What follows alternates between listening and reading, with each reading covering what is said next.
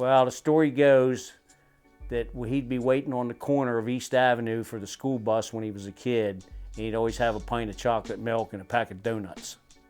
And they just started calling him Pint. I said, you should have graduated to quart or gallon or something. But no, that's how he got the name Pint. Pint was one of the first guys that I went up against, and I can just remember looking across on the other side there and seeing Pint, and he sort of had this, his hair was wild and he was losing a little bit of hair, but he was quite a character, and he was always fun after the game. You know, no matter how hard or how rough the game was later on, he was a good guy, and he always had a lot of fun afterwards. And I've known Pint since then because we fished together. So Pint was a great quarterback, but I think he's a little better fisherman than he is a quarterback.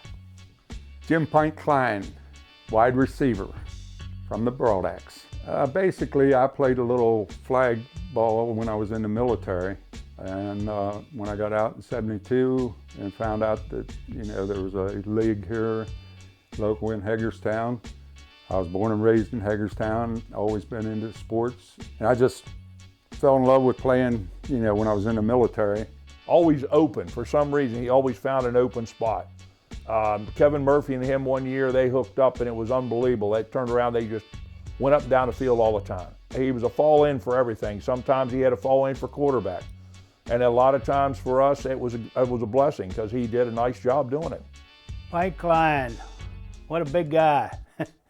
He's like 6'4", I'm 5'10". It didn't go over too well usually for me. I tried to hold him down, but if they threw the ball up, I didn't have prayer. Every week I came out there with, my intentions was to do the best I could to help my team win ball games. You know, you take your wins and losses. It's coming back, you know, every week. You know, after you lose, you come back and, you know, you may lose again, and, you know, but it was always the thrill of just going out there, taking the time and be out there and playing. The camaraderie from the team that I played for, couldn't ask for anything better. And the camaraderie of other team players that I interacted with and played against and played with for years, you know, all top-notch ball players. I mean, it wasn't like a scrub league. It was a league of daggone good potential there, you know. I remember him playing wide receiver, and he with quarterback now and then. I mean, you know, and he was tough to control.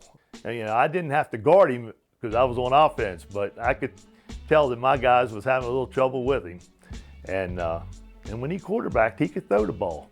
I mean, it wasn't just little short passes. He could hummer. We played a lot of ball together. Softball, fast pitch softball, basketball, football. He loved to go down on kickoffs because he wanted to be the guy that got the flag. You know, that's kind of competitor he was. I'm glad. I want to thank you guys for, you know, what you do, keeping this thing alive. You know, a lot of history, and I'll repeat again. You know, a lot of talent in that league.